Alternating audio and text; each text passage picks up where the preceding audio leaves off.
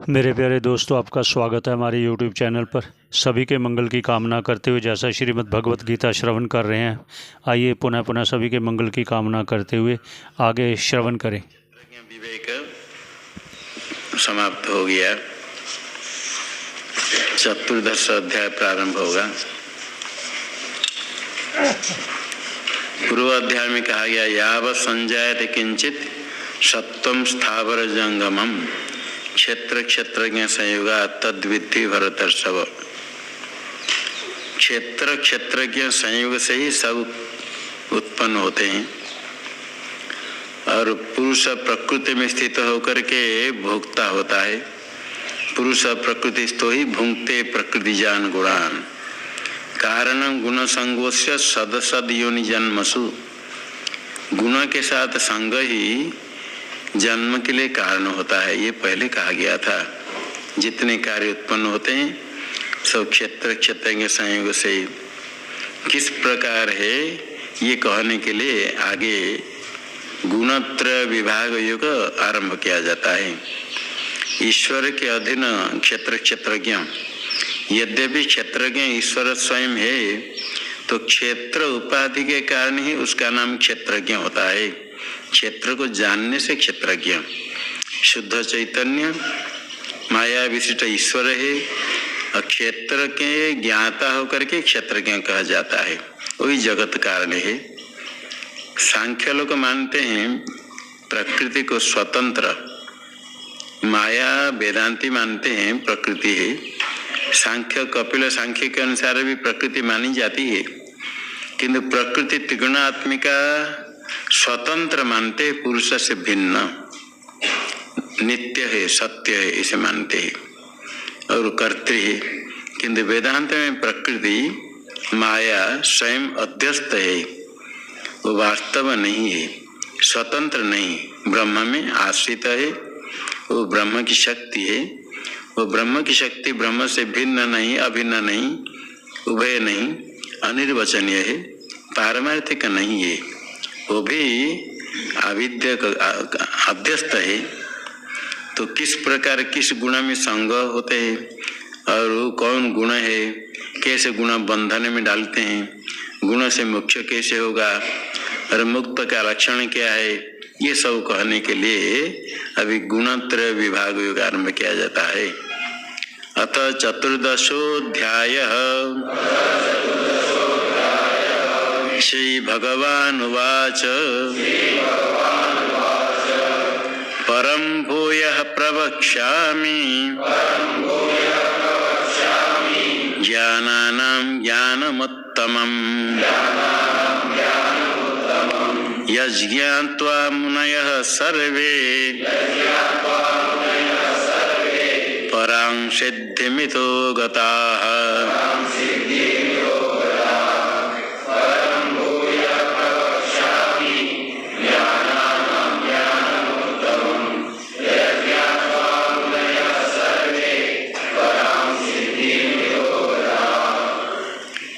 भूयः ज्ञानानाम् उत्तमं ज्ञानं परम प्रवक्ष्यामि यज्ञात्वा सर्वे मुनयः इतः परां सिद्धिं गताः। भूयः प्रवक्ष्यामि, फिर कहूँगा। पूर्व अध्याय में बार बार कहा गया है भूयः, फिर कहूँगा। ये तत्व अत्यंत दुर्बोध सूक्ष्म है, इसलिए बार बार जब तक ज्ञान नहीं होता है तब तक श्रवण करना चाहिए। ये भगवान कहते फिर मैं कहूँगा, फिर मैं कहूँगा। बोलने वाले थकते नहीं, सुनने वाले थक जाते हैं। बोलने वाले तो कहते ज्ञान होने तक सुनो, सुनने वाले कहते कब तक सुनेंगे, भागो। भगवान कहते मैं फिर कहूँगा, छोड़ते नहीं। ज्ञानानाम उत्तमं ज्ञानम भूयः प्रवक्ष्यामि। ज्ञानानाम अधि जितने ज्ञान है सब ज्ञान से श्रेष्ठ ज्ञान कहूँगा। उत्तमम ज्ञानानाम अधि उत्तमम, उत्तम इसलिए है क्योंकि उसका फल उत्तम है, ज्ञान का फल मुख्य उत्तम है। और परम है प्रकृष्ट ज्ञान, परम और उत्तम कह करके ज्ञान की स्तुति करते, ज्ञान विलक्षण है। परम इसलिए परमात्मा को विषय करता है। परतत्व परवस्तु है परमात्मा, उसको विषय करने से ज्ञान हो गया परम। और उत्तम इसलिए है उसका फल उत्कृष्ट है, उत्कृष्ट फल होने से उत्तमम, और विषय परम ब्रह्म होने से परम, दोनों कहा गया। कहूँगा प्रकर्षण बख्यामी, फिर अच्छी तरफ से कहूँगा। क्यों कहेंगे, क्या उसका लाभ है? यज ज्ञानम सर्वे मुनयः ज्ञात्वा इतः पराम सिद्धिम गतः। जिस ज्ञान को जान करके ज्ञान को जानना अर्थात ज्ञान को प्राप्त करके, ज्ञानम ज्ञात्वा जब कहेंगे, पहले भी कितने बार आया है, जिस ज्ञान को प्राप्त करके सर्वे मुनयः, मननशील को मुनि कहते हैं, मनन करने वाले मुनि, मनन करने वाले, श्रवण मनन करने वाले, सर्वे मुनयः यज ज्ञानम प्राप्य, जिस ज्ञान को प्राप्त करके पराम सिद्धिम गतः, प्रकृष्ट सिद्धि को, सामान्य सिद्धि तो है, थोड़े कुछ चमत्कार दिखा कर सिद्धि भी कहते हैं, वो सिद्धि नहीं, पराम सिद्धि। पराम है निरतिशय सिद्धि, निरतिशय है जिससे बढ़कर के और कुछ नहीं हो। निरतिशय है, मुख्य ही है, क्योंकि परब्रह्म स्वरूप है।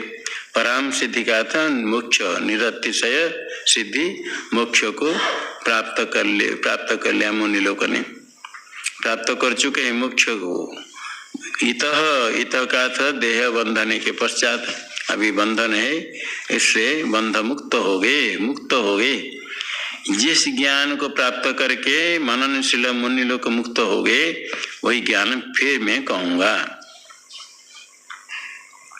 और इस ज्ञान का फल अत्यंत अव्यभिचारी, अवश्य ही फल मिलेगा, इसमें कोई संदेह नहीं है।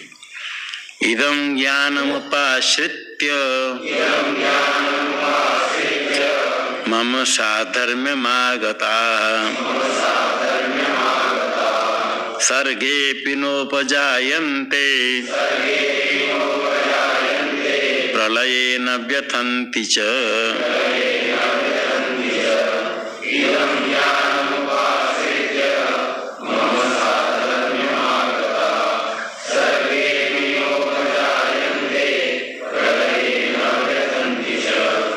इदं ज्ञानम उपाश्रित्य मम साधर्म्यम आगताः सर्गेऽपि नोपजायन्ते प्रलये च न व्यथन्ति।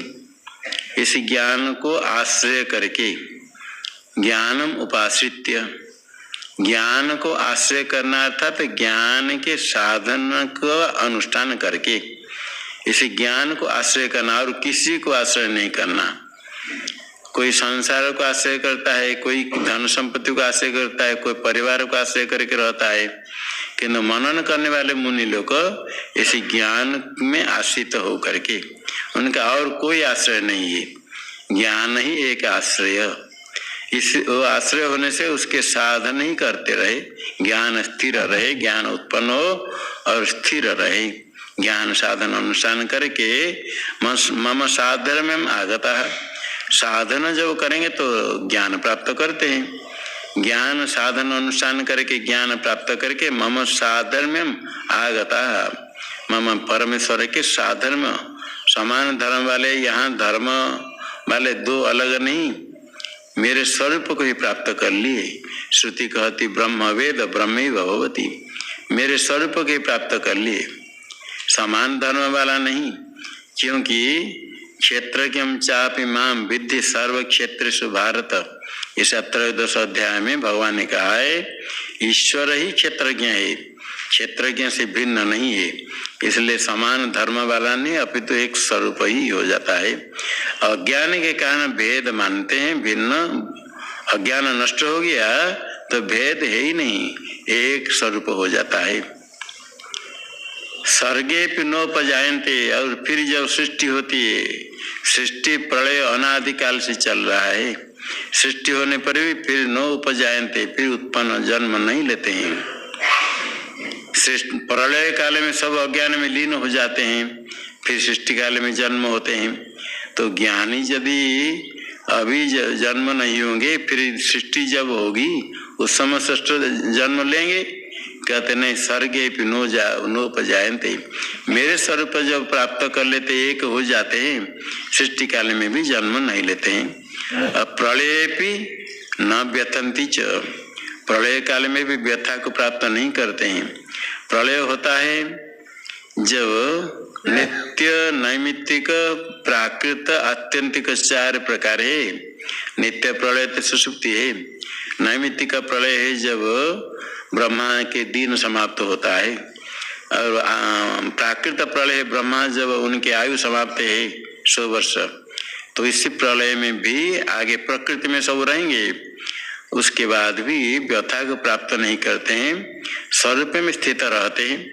प्रलय काल में भी अपने स्वरूप में स्थित रहते, सृष्टि काल में उत्पन्न नहीं होते हैं, पर ब्रह्म मेरे स्वरूप को ही प्राप्त कर लेते हैं। जिस ज्ञान को प्राप्त करके, उस ज्ञान के साधन अनुष्ठान करके, इसलिए ज्ञान श्रेष्ठ है। इसको प्राप्त करने के लिए सावधान होकर श्रवण करो, प्राप्त करने के लिए प्रयास करो। क्षेत्र क्षेत्रज्ञ का संयोग ही सारे भूत उत्पत्ति का कारण। यावत् संजायते किंचित सत्वम स्थावर जंगमम, क्षेत्र क्षेत्रज्ञ संयोग से भगवान ने कहा है किस प्रकार होता है, अभी कहते हैं। मम योनिर्महद् ब्रह्म तस्मिन् गर्भं दधाम्यहम् संभवः सर्वभूतानां ततो भवति भारत।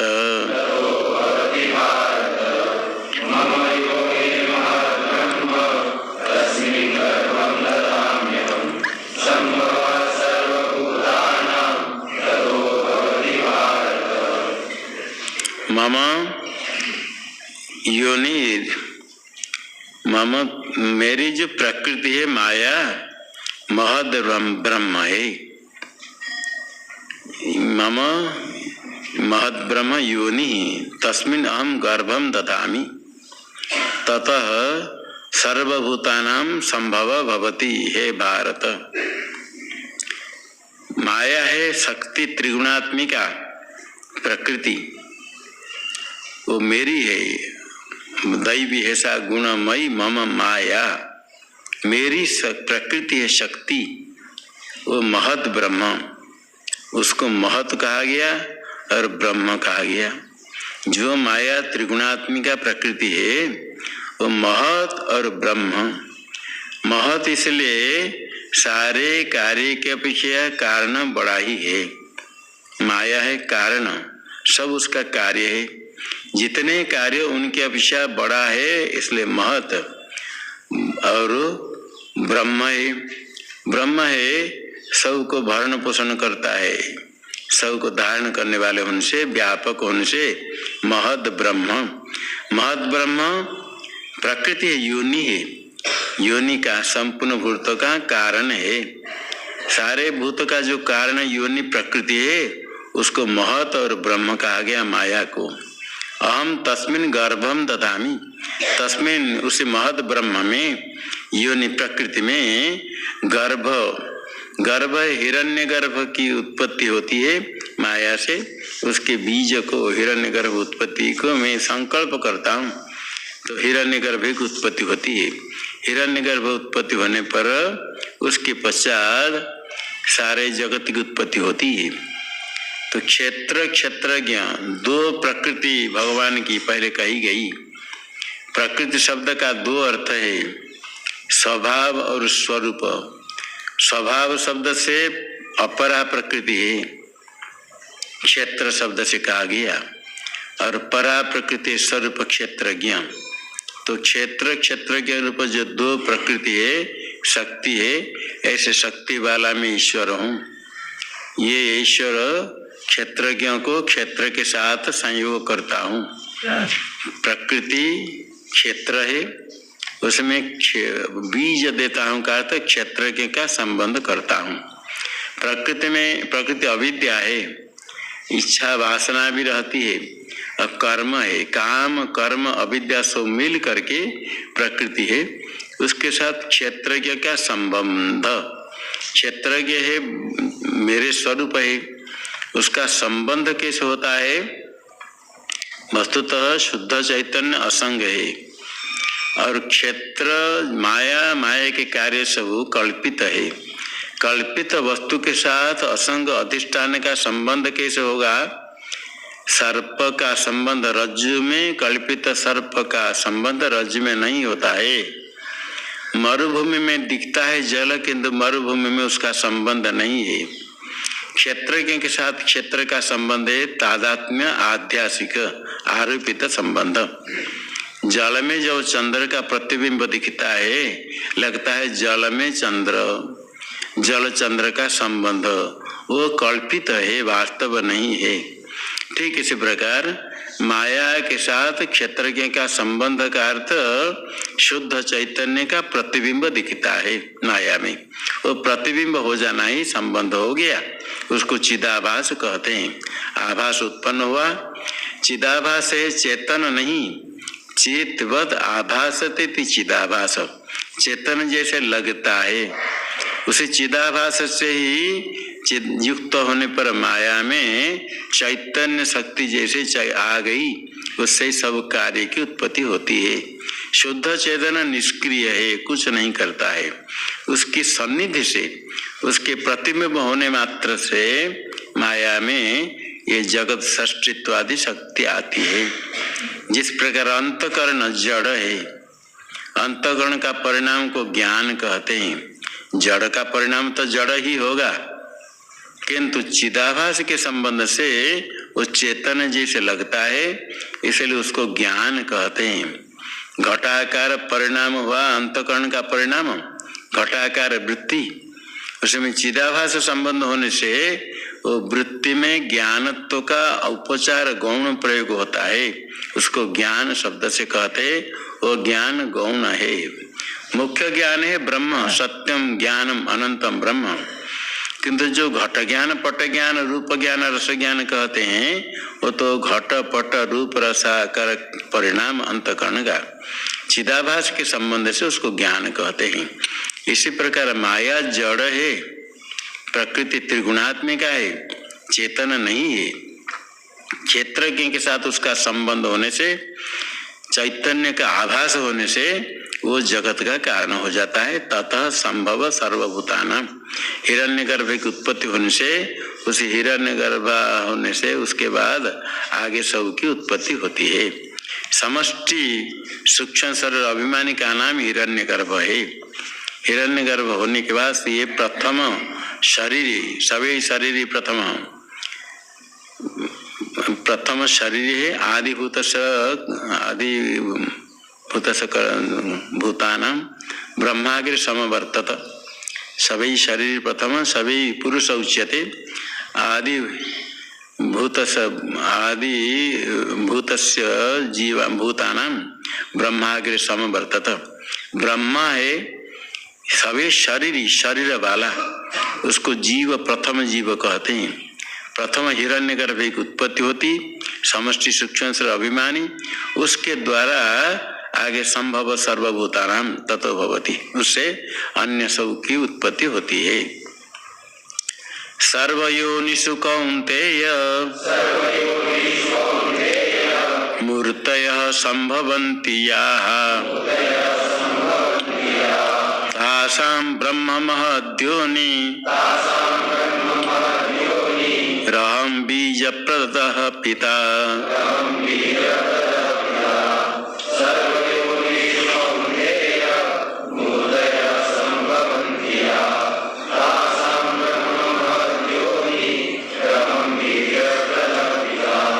हे कौन्तेय, सर्वयोनिषु याः मूर्तयः संभवन्ति तासां महद् ब्रह्म योनिः अहम बीज प्रदः पिता।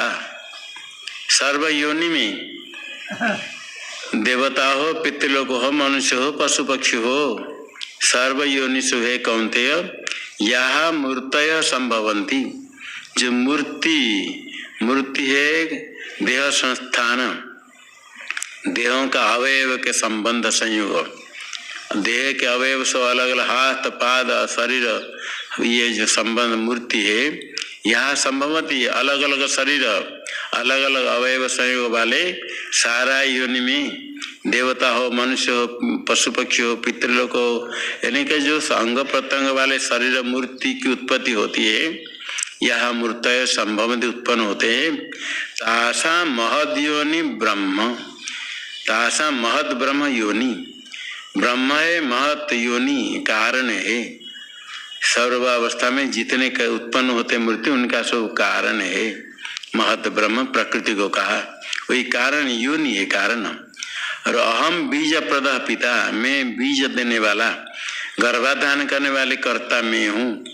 मेरा ही अंश, प्रतिबिंब को कहीं अंश शब्द से भी कह देते हैं, वही मेरा ही प्रतिबिंब उसमें युक्त हो जाने से गर्भ हो जाता है, अर्थात वही चिदाभास विशिष्ट माया, माया में जब मेरा ही प्रतिबिंब उदय हो जाता है, आगे गर्भ हिरण्य गर्भ हो करके सबकी उत्पत्ति होती है।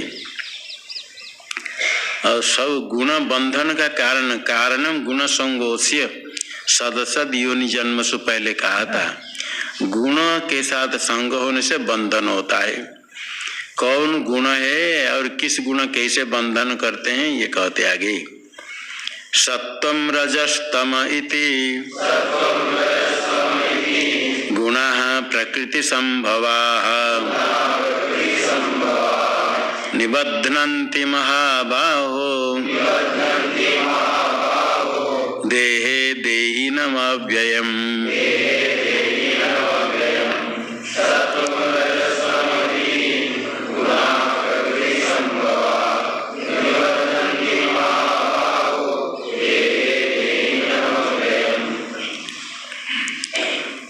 सत्वम रजस्तम इति प्रकृति संभवाः गुणाः। हे महाबाहो, देहे देहिनम अव्ययम निबध्नन्ति, ये गुण ही बंधन में डालते हैं। प्रकृति संभवाः गुणाः सत्वम रजस्तम इति देहिनम अव्ययम देहे निबध्नन्ति। हे महाबाहो, प्रकृति से उत्पन्न होते गुण त्रिगुणात्मिका प्रकृति है। गुणा प्रकृति संभवा, प्रकृति ही संभव ये शाम गुणानाम, संभव उत्पत्ति कारण, प्रकृति से उत्पन्न होते त्रिगुणात्मिका प्रकृति।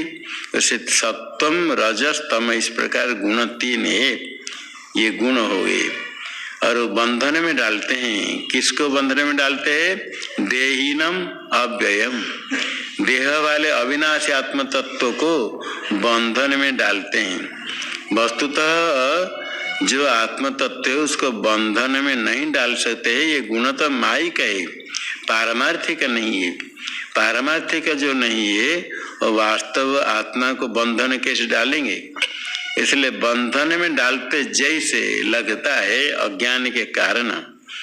देही आत्मा स्वयं इस गुण के संबंध से बंध गया जैसे ऐसा लगता है।